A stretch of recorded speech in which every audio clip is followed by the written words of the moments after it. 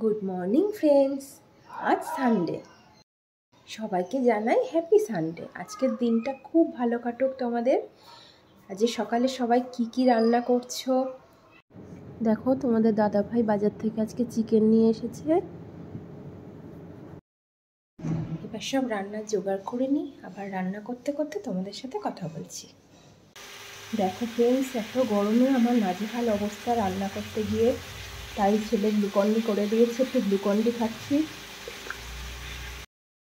আজকে সানডেতে কার বাড়িতে কী special menu হচ্ছে আমাকে কিন্তু অবশ্যই কমেন্টে জানিও।